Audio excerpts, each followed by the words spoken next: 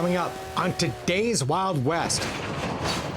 All aboard for a trip back in time aboard Colorado's Cumbres and Toltec Railroad. It's the same historic railroad that's been rolling down these tracks since the 1880s. Hey. Then we'll saddle up at Rainbow Trout Ranch, a Rocky Mountain dude ranch, fishing retreat, and much more.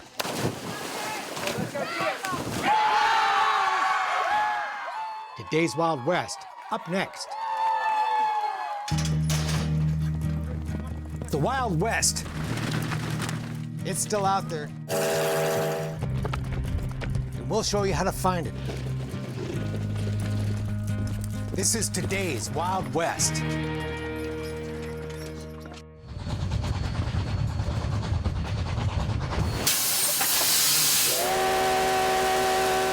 present is gone, it's all the past.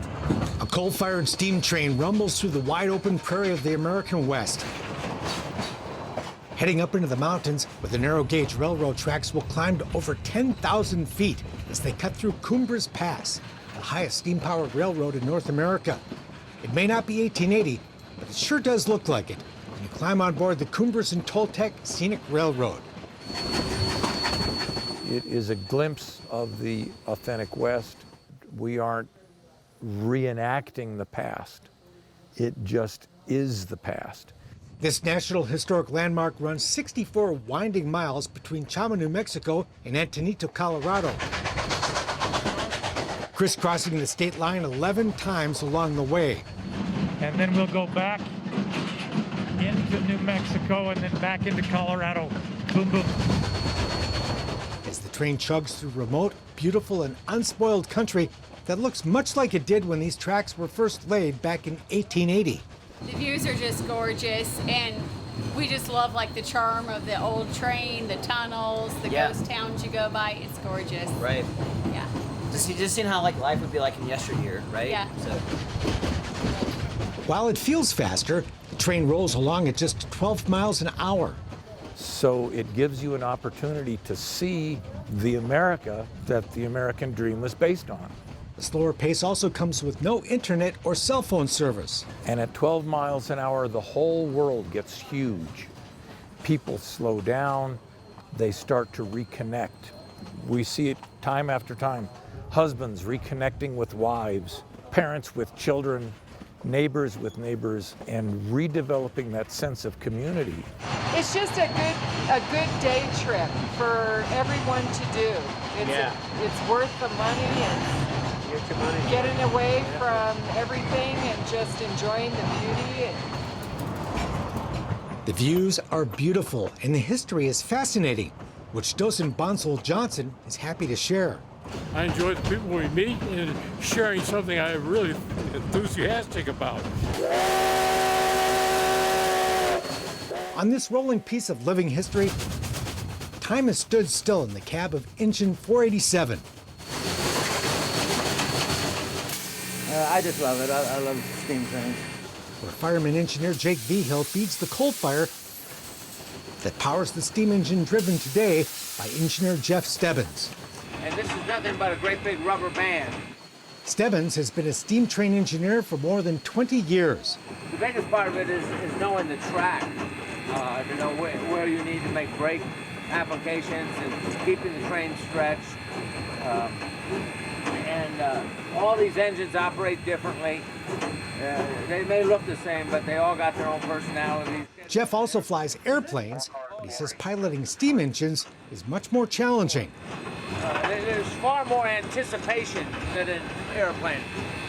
You not only have to watch what's in front of you, you got as much behind you to watch. You have to watch this whole train. No complications today. Just a smooth ride with an ever-changing view out the window of an office where everyone is happy to come to work. Well, there's a lot to like about it. It's interesting all the time. I just love them. It's in my blood. Stebbins has been fascinated with steam trains forever. That's typical of, I think, a lot of railroaders. And traveled all over South America just to ride their old trains at 15,000 feet in the Andes or along the Amazon. But he believes the train he runs today is the best. Probably for preservation, this is the best there is in the world.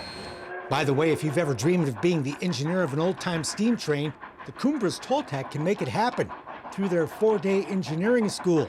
Where people pay roughly $2,500, and they come out and get to spend several days on a locomotive, learning how to fire it and run it, and learning how to be a fireman, learning how to be an engineer. The train rolls into a long tunnel carved out of a mountain, and as daylight reappears, we get a look at Toltec Gorge, an impressive sight.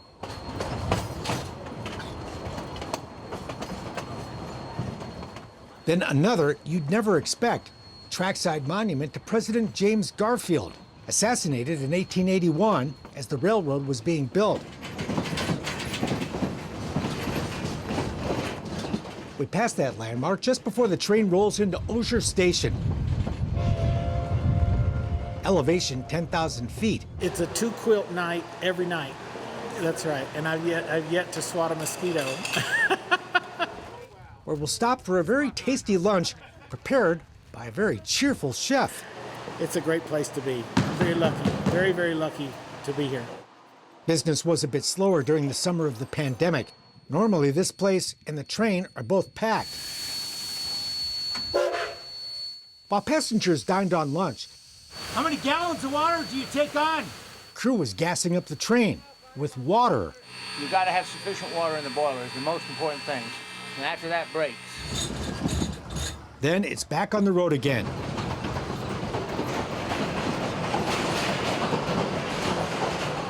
To enjoy the rhythm of the rails, spectacular country, huh? Yeah, it is.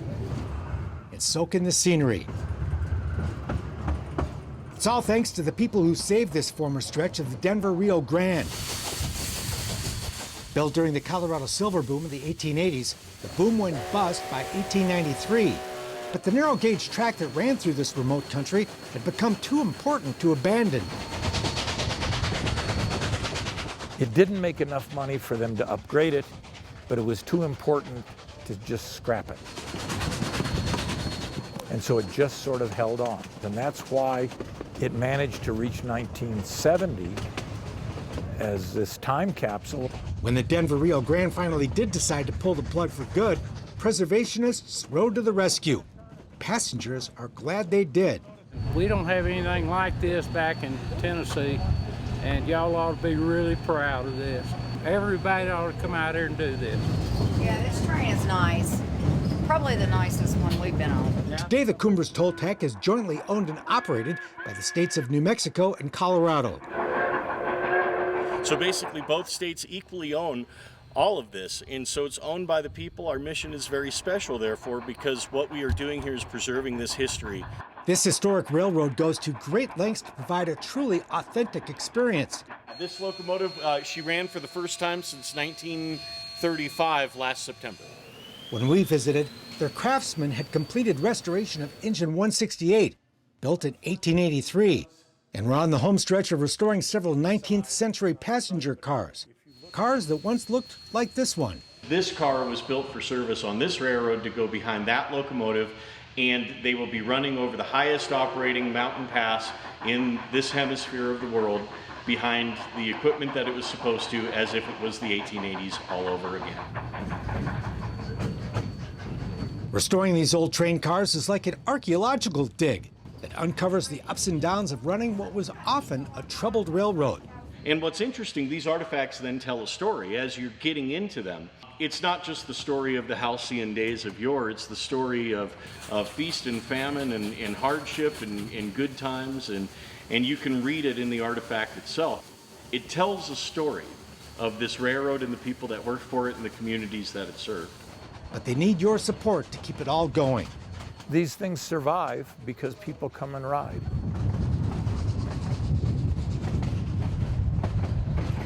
So while the Cumbres Toltec is a spectacular scenic railroad,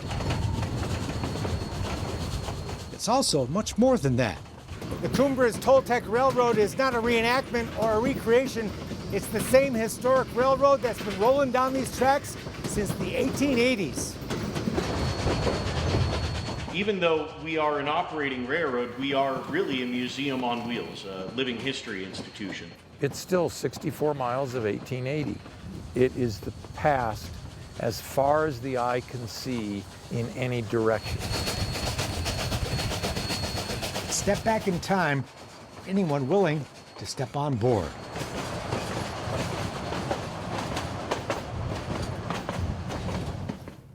Hi, I'm Mark Bedore. Today's Wild West is high in the Rocky Mountains of Colorado at Rainbow Trout Ranch, where there's plenty of rainbow trout, wonderful horses, and a great family that makes it all happen. We'll show you coming up on today's Wild West. Late afternoon at Rainbow Trout Ranch in Colorado. Quitting time for the horses. And they put on the thrilling show as they head out for their overnight pasture, running for all they're worth. Hey! Hey! Quite the dramatic photo op. Moments later, the wranglers in charge of this show put on one of their own, demonstrating what their own horses can do. Fun stuff, and another Kodak moment at the end of another memorable day high in the Rocky Mountains. But that doesn't raise the river too much. Just north of the New Mexico border, this historic refuge is all Western. Plus, a fly fishing paradise and a host of other activities, all wrapped up in a summer camp atmosphere, sure to please kids of all ages, including mom and dad. We try to make this feel like the Old West, but with some amenities. And it's all thanks to the Van Berkom family, who set the warm and welcoming, family-friendly vibe that keeps people coming back year after year. This place is good for the soul. Tony and Ann Williams are here for their 21st summer. The scenery, the mountains, the horses, the whitewater rafting, the trout fishing, and all the other stuff that there is going on. It's just fantastic. Rainbow Trout was founded in the 1920s as a fishing lodge by a Texas oil family looking to escape the summer heat of the Lone Star State.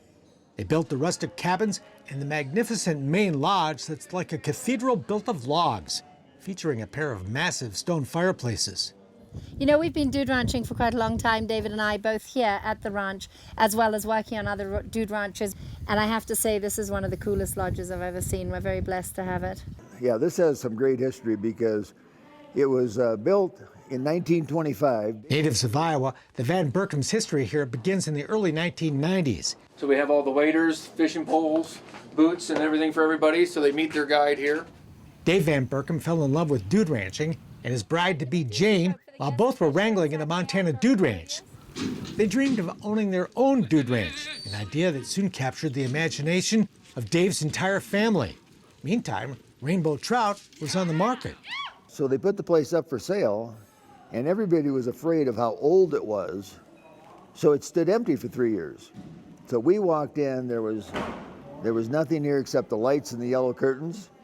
It took a lot of work, but somehow they opened in 1993. We were very lucky because Billy Crystal had come out with this movie called City Slickers, and we actually did pretty well that first year. Today, 3 generations of the Van Berkoms spend the summer welcoming guests to Rainbow Trout. So this is our 28th year. We now have 6 grandchildren that range in age from 18 to 22. Last year, all 6 of them worked here, and they have a feel for this place and a love for this place. But the extended family also includes the treasured staff of wranglers, dining room crew, and housekeepers, all with a cheerful attitude that lights this place up like a ray of sunshine. We call it Linda Clean. And they're fabulous. We love them. They're a part of our family. We do not consider them the hired help. That is not part of what we are. We're a family, a ranch family. Everybody's just so accommodating and helpful and loving, and it's just this total feeling that I get when I walk into this lodge. Just hang on to the reins in one hand. Well, we tell them that we can have fabulous scenery, fabulous lodge, we can have all these great things, but at the end of the day, our greatest resource is our staff, and they absolutely make a huge difference to everybody's vacation. They're a huge part of their week with us. So as long as the weather behaves... The Wranglers are a photogenic crew right out of Dude Ranch Central Casting, like Austin Sharp. Rode 5 steers in whatever it was, I think 38 seconds or something, and that was the fastest of that day, so Got a buckle and a whole bunch of money and call it a day. A California cowboy from a family of rodeo stars, Sharp, as he likes to be known, rides like every guest wants to. Okay, all ready? We'll just kind of go up on here. Don't call it a day, huh? Sound good? Fun guy to share the trail with. Yeah, anything that I can do to share the Western lifestyle with people, I think. Arden Foster left Atlanta to experience the American West and is spending her 5th summer as a rainbow trout wrangler. I grew up in the suburbs of Atlanta and I fell in love with the Western lifestyle. Hard to beat. Horses are the heart of the ranch, which takes great pride in its riding program. David and Jane's program is structured in such a way that it allows people to build up their confidence. You know, they're wanting to help people learn and grow. So you are at your most vulnerable mounting and dismounting. So we ask that you wait for the wrangler just in case. Jane kicks off Monday morning with a little Horseback 101 in front of the main lodge. Well, our big thing really is to expose people to the West on horseback. Jane grew up horseback on her family ranch, first in Kenya, later in Argentina and Brazil.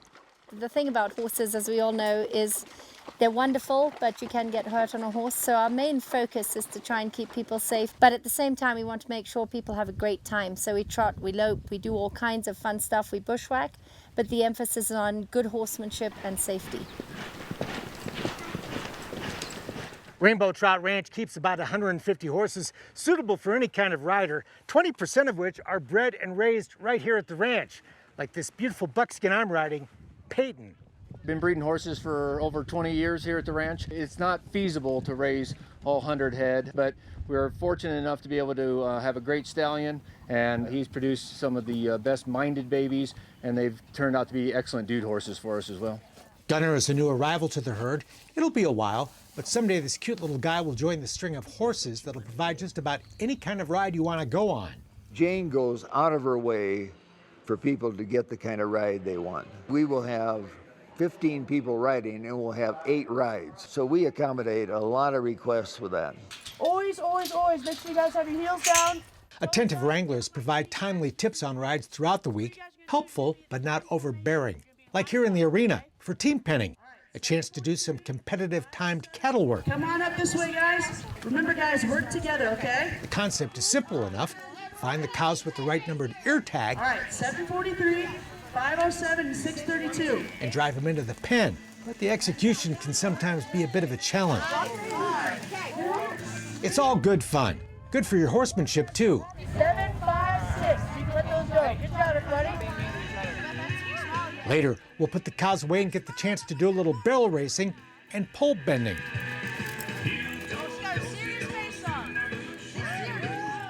Jane, Dave, and the Wrangler crew are the professionals, of course, and during the week they'll put on a couple of team roping exhibitions to show us how it's done. Just to give people an opportunity to see something culturally of the West. You know, it's a rodeo in general is a big part of the Western sport for us, and we love being able to introduce people to it. And we love to rope because it's fun as well. We've started many of our wranglers over the years. Roping's just fun, but it is a great way to sharpen up your horses and to get them to perform well in the arena. It's really pretty through here. But you'll spend almost all of your time horseback out of the arena, exploring the virtually unlimited trails and terrain surrounding the ranch. What's your favorite part? The horses. Yeah. Erin is here with her dad celebrating her 18th birthday this week on her 4th visit to Rainbow Trout, even though she rides back home in Texas. We've been to a couple other ranches and like this one the best, so we just keep coming back. It's beautiful country, loping down flat trails, switchbacking up mountainsides, cruising through forests of aspen, crossing clear mountain streams. Oh my gosh! We came across a herd of elk on the day-long Outback ride. Look at that. Way to go, Lauren.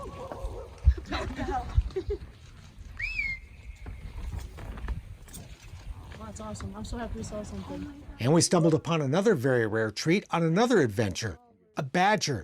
The ferocious critter did not appreciate our company, but he did let us take his picture. Mornings start early at Rainbow when the horses are driven in from their overnight pasture, and the corrals are busy as the crew brushes and saddles up the horses for the day. And guests are welcome to help. Awesome. Thank you, girls. And you don't mind brushing in the morning, huh? No, it's actually kind of peaceful and relaxing. Yeah, but they want to make sure you get under here, make sure there's no dirt where her cinch is going to go. and then you can do her mane with the backside of this. The Lippies own 2 of their own horses back home in Texas, but here they can all be horseback together. I have to come here to ride and all this pretty scenery. Yeah. Kids can ride with mom and dad, but most of the time, they'll be riding and enjoying other activities with their new friends in the children's program. Oh, I love it. 11-year-old Elizabeth is here from Indiana, riding with her twin brothers Luke and Andrew and the rest of the cowpokes, kids ages 6 to 11. Honestly, I just love the whole thing. Like, the horses are probably the best part, but I mean, like meeting a lot of new people is awesome too. There's another program for younger children and a third for teens. I love it. It's so far out here, so you have like peace and quiet, I guess. But the horses are great also, and all the trail rides. It's fun to have so much freedom too. All the wranglers are very sweet and just a very nice place. It's so fun to see them disconnect from the current technology and all that kind of thing, and sort of get back to a simpler time. And they're in tears when they say goodbye to their horses and their friends. And it's a wonderful thing to see them just be a regular kid again. It's awesome. We love that. With the children in good hands, Kelly Costello is taking advantage of that freedom to discover fly fishing. And this was the first time I came out fishing that I understood why you could leave for 5 hours and not know what time it is and get caught up in the whole aspect of fishing. And luckily, everybody here at Rainbow Trout's willing to help a newbie like me. McCrae Stevens is her guide. A successful day for me is just watching them kind of grow as an angler and kind of pick up the passion for fly fishing. And that's part of the deal. You don't have to pay a guide extra for this. This is part of it. I mean, you don't have to tip them. You don't have to do anything. They take you out, and they are good. They know this river. Nice. Kelly's husband is enjoying his day in the water just steps away. Can't beat it. Out in the mountains in a river. Trying not to let the fish outsmart us. Private mile of the Canales River runs through Rainbow Trout Ranch. We take great pride in that. We've done some river work to make better habitat. There you go. There are other new adventures to experience too, like archery Just above it again. Just over his head. Nice. and safely supervised trap shooting. Cheek on there. Cheek on here. Safety's still on. I'm going to take the safety off. Okay. Call pull when you're ready. Pull. That's my first time ever even holding a shotgun. How was it? You go. Fantastic. Let's do it next year. Mealtime is just as much fun. Like Doug says, it's Old West with amenities that includes a pool and a poolside barbecue for lunch. But put a bunch of cowboys next to a pool on a hot summer day,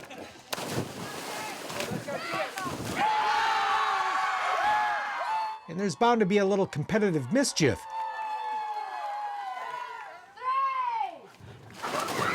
It's like summer camp. It reminds me of being a kid. It's awesome. We'll all be back outside in the evenings, too. One night for a little line dancing. Another, a picnic dinner on the banks of the river, followed by a sunset hayride.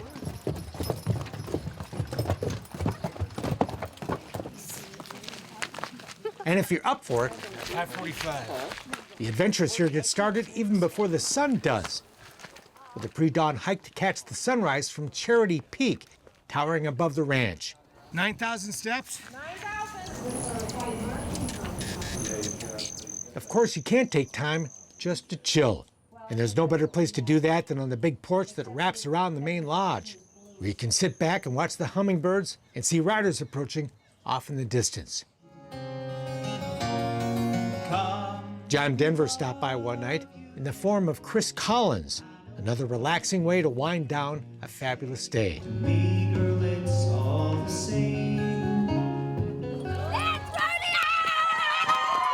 It all flies by. Before we know it, it's time for the weekend rodeo, a chance for the kids to show mom and dad what they can do on a horse.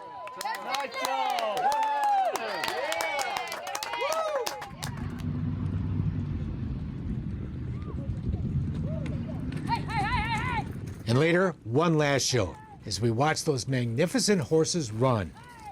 Rainbow Trout Ranch. The Wild West, a fishing retreat, and one big summer camp. Kids ages 1 to 100. This place is good for the soul. That's it for now. We're back next time with more cool stuff from today's Wild West. I'm Mark Bedore. We'll see you down the trail. Let's see him. For more information on the people and places featured in today's Wild West, or to order show DVDs and books, visit todayswildwest.com. Funding for Today's Wild West provided by the Leggett Foundation.